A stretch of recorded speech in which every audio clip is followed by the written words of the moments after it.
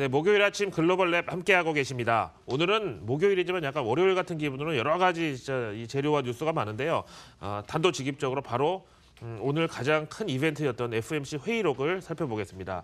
보시다시피 3월 19일, 20일에 양일간에 걸쳐서 열렸던 회의였고요. 이때 그 어느 때보다 연준이 비둘기파적인 모습을 보이고 금리 인상의 예상 횟수도 2번에서 아예 0번으로 확 깎아버렸는데요. 도대체 그런 결정을 내린 배경에는 뭐가 들어있었는지 사람들이 궁금해했습니다. 이게 다분히 일시적인 건지 아니면 연준의 어떤 기조적 변화인지. 어쨌든 제목에는 제가 매의 발톱을 감춘 비둘기들이었다 이렇게 붙여놨는데요. 그 이유는 뭐냐면요. 일단은 이제 이번에 그렇게 이제 비둘기파적으로 나올 수밖에 없었던 이유는 연준 임원들 다수가 상당한 불확실성을 봤다 이제 이건데요. 여기에는 미중 무역 분쟁서부터 해가지고 미국의 셧다운, 정치적 갈등, 트럼프의 기행 등등 여러 가지가 이제 들어 있겠고, 그다음에 브렉시트와 유로존 경기 경착륙 우려까지 들어 있었습니다. 그렇다면 과연 이런 상당한 불확실성을 가지고 어떤 결론을 내렸냐면은 이러이러한 연유로 인해서 우리는 금리를 올해 남은 기간 동안 동결하는 것을 어느 정도 좀 보장을 해야 된다고 지금 생각하는 그런 이제 대목이 나오고요. 근데 이제 여기서 보면은 이제 항상 FMC 회의록에 보면은 다수냐 소수냐 이제 근데 여기 보시는 대로 메저리니까 과반수 이상의 연준 임원들이 올해는 금리를 일단 움직이지 말아야 된다는 것을 동의했지만 이게 현재 시점에서 봤을 때 앞에서 보신 significant uncertainty를 바탕으로 한 거기 때문에 그런 불확실성이 제거가 되면은 이제 이런 입장이 바뀔 수 있다는 식으로 오늘은 해석이 됐고요. 그다음에 이제 일부 연준 임원들은 이제 이거는 앞에서 보신 majority가 다수 과반수가 아닌 소수긴 하지만 금리 인상에 대한 결정은 그래도 좀 연말 하반기에 다시 한번 지켜봐야 되지 않느냐 이런 이제 얘기가 있었습니다.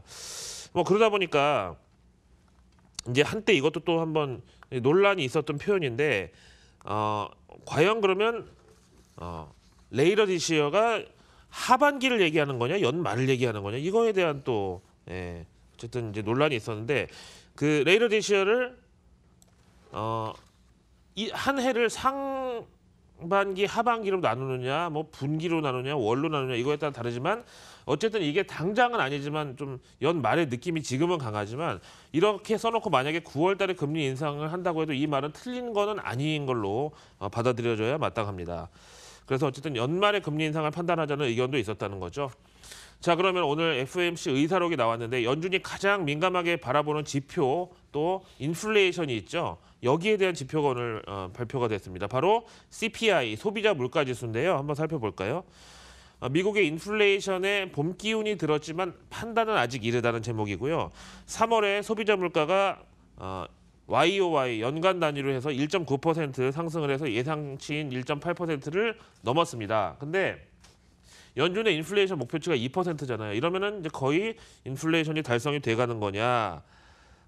그렇게 보기에는 이번 3월 CPI 급등은 유가 상승분이 절반 이상을 차지했었다는 분석. 그다음에 식료품하고 에너지 비용이 워낙에 이제 변동성이 크다 보니까 CPI를 작성할 때 코어 CPI라고 해서 근원 물가, 그러니까 식료품하고 에너지를 제외한 물가를 작성하는데 이거는 전달 대비 0.1%에 그쳐서 전체의 0.4%에 비해서 4분의 1, 그리고 13개월 내 최저치에 여전히 머물렀다는 점을 보고 판단은 아직 이르다고 얘기한 거죠.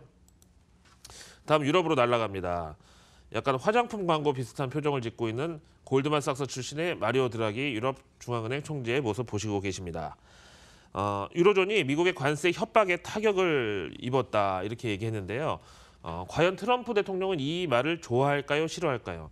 상식적인 사람이면은 아니 자기네 나라 경제가 이렇게 안 좋은데 왜 내 핑계를 대냐 이렇게 하면서 기분이 안 좋아야 되는데 트럼프는 이 소식을 분명히 이 발언을 좋아했을 겁니다. 왜냐하면 본인의 영향력이 유로존 경제에서도 다시 증명됐다는 이상한 성취감을 느꼈기 때문이죠.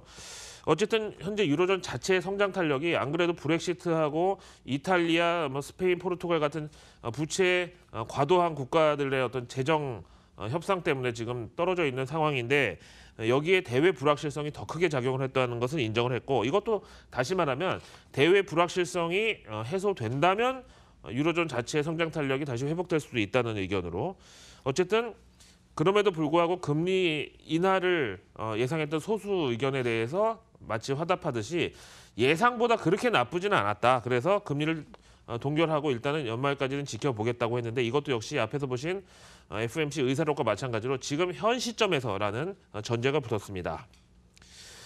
자, 다음 내용 보시죠. 지금 우리 문재인 대통령하고 트럼프 대통령하고 정상회담 이제 결과를 우리가 초조하게 기다리고 있는데 참 아무리 미국 언론이지만 여기서 사진을 참 목 같은 거를 갖다 올려놨는데 어쨌든지 간에 문 대통령이 북미 회담 재개를 위해서 워싱턴에 가 있다는 거는 이제 맞고 대신에 이제 트럼프 정부도 이렇게 튕기면서 카드를 고를 만한 그런 상황은 아니라는 건데 근데 저는 외신 캐스터로서 솔직히 한미 정상회담이 대통령 3번을 바뀔 동안 제가 외신을 지켜봤는데 한미 정상회담에 한국 얘기는 없다라는 게 조금 서글픈 대목이 아닐 수가 없겠습니다. 마지막 로이터 단독 뉴스 볼게요. 사실 우리나라에서도 이 전기차하고 이제 친환경 테마주 좋아하시는 분들이 많이 계시는데 미국이 이제 전기차 세제 혜택을 확대하는 법안을 발의했다고 그래요. 당연히 민주당에서였겠죠. 지금 GM하고 테슬라 각 사당 40만 대까지 이제는 매뉴팩처러 그러니까 제조사에다가 보조금을 주는 건데요. 지난달에 백악관에서 한 대당 $7,500 구매자한테 주는 세제 혜택을 삭제하자라는 의견을 냈습니다. 요거를 $7,500씩을 깎으면은 10년간 예산 $25억 절감된다고 의견을 냈는데 이거에 대해서 민주당 의원들은 친환경 클린 에너지라는 건 그렇게 당장의 어떤 계산기를 두들리는 정도의 가치로 환산할 수가 없는 큰 어떤 사명이다 이렇게 또 반발을 했고요. 그렇다면 이제 이 뉴스를 보면서 두 가지 생각을 할 수 있는데 첫 번째는 이 친환경 2차 전지라는 게 그리고 전기차, 수소차 이런 테마가 미국이라는 자동차 강국에서도 쉽게 포기할 수 없는 테마구나라는 게 첫 번째. 반대로 역발상으로 보면 아직까지 이 전기차, 친환경 에너지는 정부의 보조금이 없이는 정상적인 이 생산품하고는 경쟁력에서 약간 떨어지는 게 확연하구나 이런 해석을 할 수가 있겠죠.